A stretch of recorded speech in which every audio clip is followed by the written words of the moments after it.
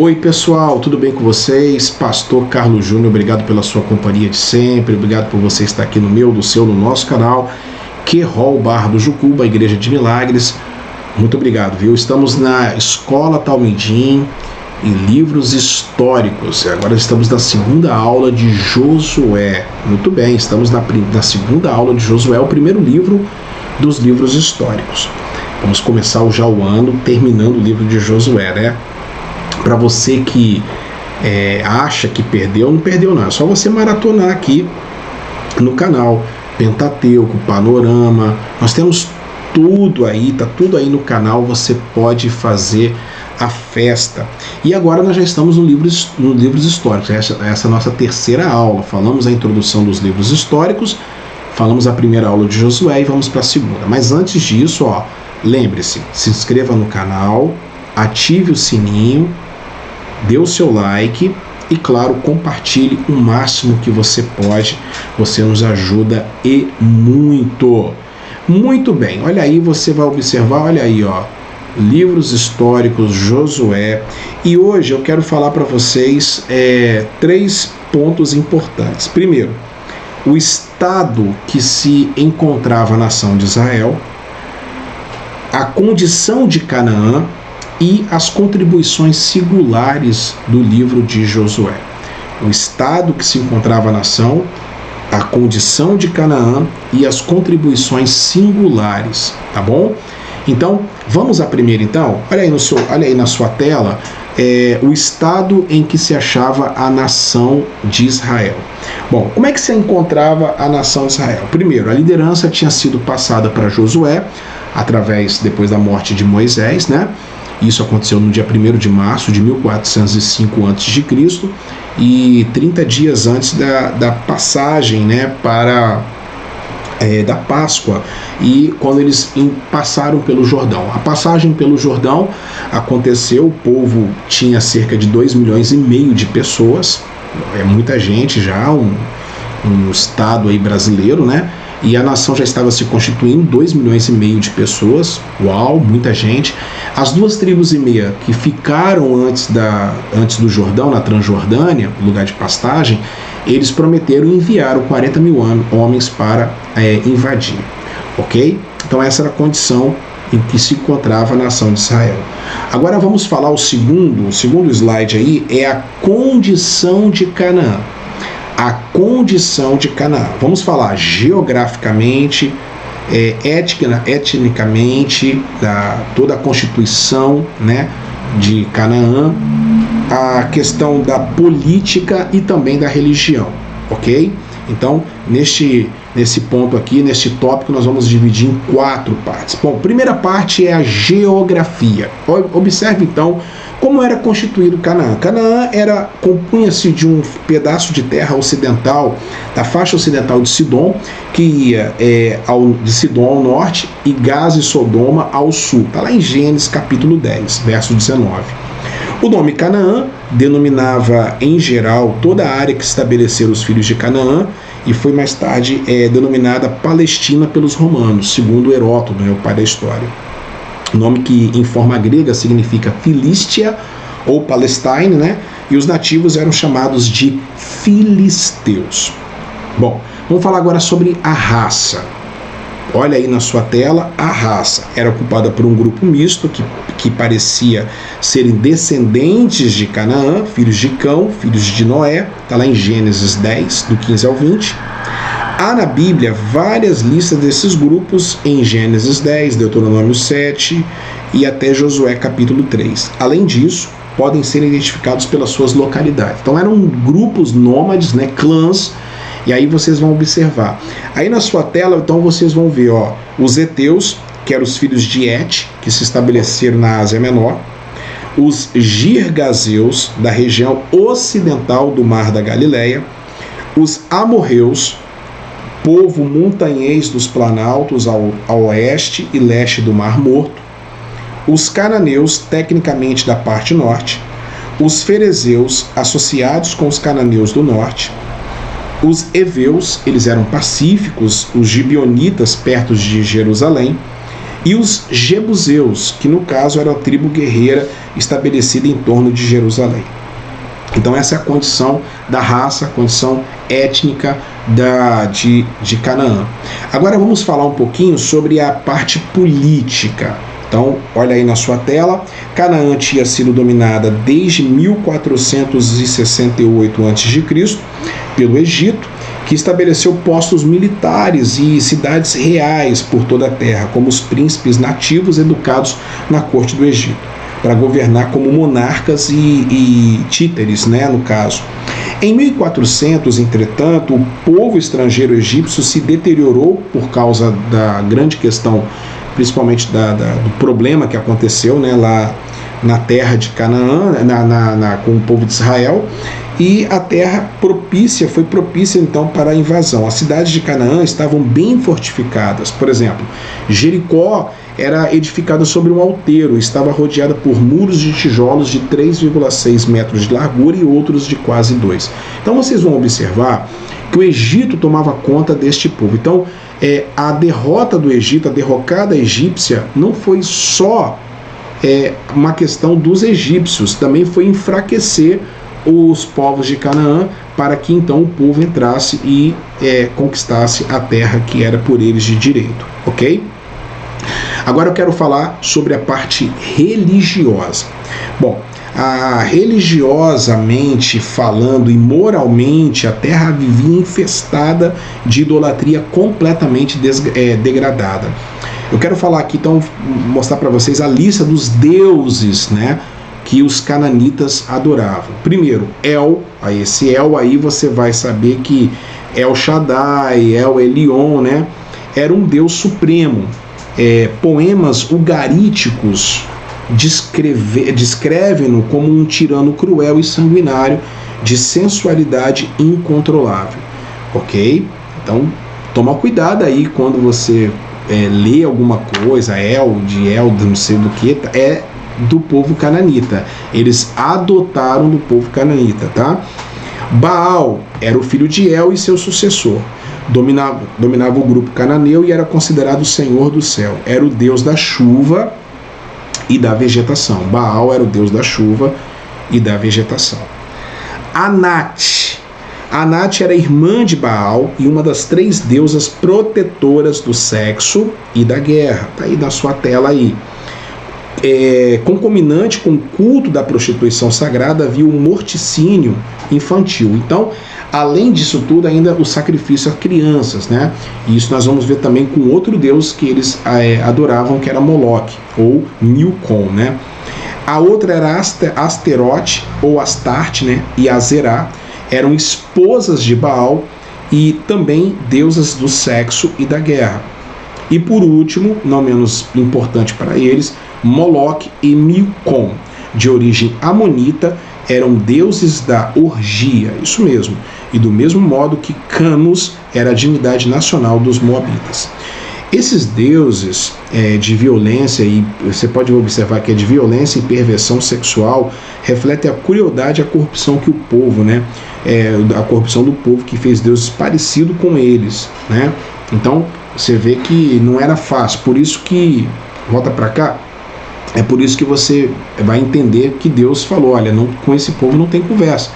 Ou vocês vão ter que realmente matar todo mundo, ou eles vão te matar. Então, só um dos detalhes, por que Deus, né, mandava sacrificar até crianças? Porque eles adoravam mesmo, quando eu falo sacrificar, é matar, né, matar boi, matar tudo. Ok? Agora vamos para a outra parte, que é as contribuições singulares, né, de Josué. Então, observe então as contribuições singulares de Josué. Primeiro, cumprimento da promessa de Deus a Abraão. Cumprimento da promessa de Deus a Abraão. Ok? Então, a primeira coisa que a gente vai observar aqui, tá? Interessante que a primeira promessa de uma semente levou cerca de 25 anos para ser cumprida. E a segunda levou aproximadamente 700 anos. A promessa de um rei levaria mais 400. E a vinda daqueles que seriam benditos todas as nações, mais 1400. É o poder da espera, né? Segundo, tá aí na sua tela, a travessia do Jordão. está no capítulo de número 4. Travessia do Jordão está no capítulo de número 4. Por que outra travessia miraculosa sobre as águas? Por várias questões, né? Porque primeiro o povo que tinha morrido todo no deserto não passaram pelo Mar Vermelho. Então eles precisavam ter esse poder miraculoso também. A questão espiritual também do batismo, a representação do batismo. Todas essas pessoas que passaram pelo Jordão são pessoas que nasceram no deserto na peregrinação por 40 anos, tá? Muito bem. Terceiro lugar, não menos importante, fantástico essa história. Olha aí, ó, a redenção de Raabe, a prostituta. Está no capítulo 2, 12 ao 21, 6 do 22 ao 25. Gente, Raabe, ela está em Hebreus 11, 31, e Deus aprovou. Raabe era uma prostituta. Deus aprovou suas ações? Claro que não. Mas olha só que coisa impressionante. Nós vamos então ver Raabe como parente de Jesus, porque ela acredita na promessa, ela acredita no que iria acontecer, e uau, ela no caso ela é liberta, né, milagrosamente pelo poder de Deus. Então ela entra também na genealogia de Jesus. Quarto ponto singular de extrema importância no livro de Josué. Josué encontra o seu comandante, está lá no capítulo 5, verso 14. Do mesmo modo, olha, uma midrash aí, do mesmo modo que Moisés, né, se encontrou com Jesus lá no Horebe, Josué também se encontrou com o seu comandante. E aqui o seu comandante, ele fez deu todas as estratégicas e logísticas das batalhas, né? Então, isso aí foi um marco importantíssimo. É Jesus, uma teofania, né? Uma cristofania, né? Ali do Velho Testamento. Quinto ponto importante, coloca aí na tela, quinto ponto importante, o pecado de Acã. Está no capítulo 7, essa história é triste, você vai poder acompanhar quando a gente estiver bem envolvidos no livro de Josué. E aí quase que fez toda uma situação muito estranha, né? Acã violou uma ordem direta de Deus, porque tudo que fora conquistado nas batalhas seriam para os despojos, para o tesouro, né? E foi a ordem do próprio Deus. Então Acã se levantou contra o próprio Deus. Sexto lugar, a campanha exterminadora de Josué. Bom, é difícil conciliar essa missão de carnificina com os propósitos redentores de Deus, né? Em vista disso, alguns presumem que o Deus do Antigo Testamento era mais primitivo e severo, assim como o El, assim como o Milcom ou Moloque, né? Mas não é nada disso não, ok? A gente vai entender o porquê, devido a tantos problemas, a religião degradante, a cultura corrompida, as admoestações, o que foi feito no Egito, tudo isso foi sinal para que eles pudessem mudar, mas eles não mudaram. Sétimo lugar, a leitura da lei em Siquém. Está no capítulo 8, verso 30 ao 35, e isso é muito importante. Depois que ele tomou Ai, Josué conduziu as 12 tribos a 32 quilômetros ao norte de Siquém, a fim de ler a lei entre dois montes, né? Interessante que 6 tribos ficaram em frente do Monte Gerizim e 6 em frente ao Monte Ebal. Repetido a antífona, né, dos améns para as bênçãos e as maldições. É estranho que as 6 tribos que confirmaram as maldições descendiam das servas de Jacó, tribos de Gad, Aser, Dan e Naftali, além de Ruben e Zebulon. E você sabe que o filho mais velho e o mais moço de Lia. Então, é interessante isso. O encontro em Siquém foi importante por diversos motivos. Ali, Abraão havia recebido pela primeira vez a aliança. Também Jacó chegou a voltar de Harã e encontrar o lugar para que mais tarde deu a José. E o objetivo da peregrinação de Josué e Israel a Siquém era lembrá-los da promessa de Deus a Abraão, da sua lei a Moisés. Vamos lá. Oitavo ponto, estou terminando, o sol se deteve. Capítulo 10, verso 13, o sol se deteve. Já viram essa passagem? 2 intervenções sobrenaturais ajudaram a campanha meridional entre os amoritas. Primeiro, o Senhor lançou grandes pedras de granizo que fizeram uma destruição maior que as tropas, né? E em segundo, o Senhor encompridou o dia da batalha e o exército de Josué conseguiu alcançar e vencer o inimigo. É claro que isso aqui é uma expressão poética, impossível no ponto de vista científico, porque o Sol não foi o Sol que parou, nós sabemos que é a Terra, né, que gira em torno do Sol, e o universo, o sistema solar que gira em torno do Sol. Então o que parou não foi o Sol, foi o sistema solar, e ali acontece, já está comprovado cientificamente que há uma lacuna, né, no universo desse grande milagre divino. Então é sensacional o que aconteceu. Por que eles escreveram o Sol se deteve? Porque naquela época eles acreditavam que a Terra era o centro de tudo, né? Como existe hoje alguns abestalhados que falam que a Terra é plana, né? Então, que é o Sol que fica para lá e para cá, para lá e para cá, para lá e para cá. Ok? Nono lugar, a cessão da terra às 12 tribos. Está onde? Do capítulo 13 ao 21. Olha o resumo do livro para você. A desigualdade da distribuição da terra é bastante surpreendente, porque uma porção gigante para Judá, Efraim e Manassés e uma parte pequena para os outros. A partilha realizou-se mediante sorteio, então revelando assim a vontade de Deus. Foi Deus que conduziu esse sorteio e assim foi para toda a situação, ok? Bom, você já deu o seu like, você está aí participando conosco, você está gostando da aula, muito obrigado por você fazer parte da nossa família, a família Querol Barra do Jucu. Dê o seu like, se inscreva no canal, viu? Ative o sininho também, porque é importante. Compartilhe, comente bastante, você vai nos ajudar e muito, tá joia? Maravilha? Então vamos lá, continuando aqui, as duas últimas. A 10ª, escolhei hoje a quem sirvais, Josué 24:15. Este foi o famoso desafio e discurso de Josué no fim da sua vida, quando ele reuniu as tribos em Siquém. Vendo a tendência do povo a se corromper à idolatria, avisou do perigo e presumir que estavam servindo ao Senhor sem o servir na realidade. Isso foi muito forte.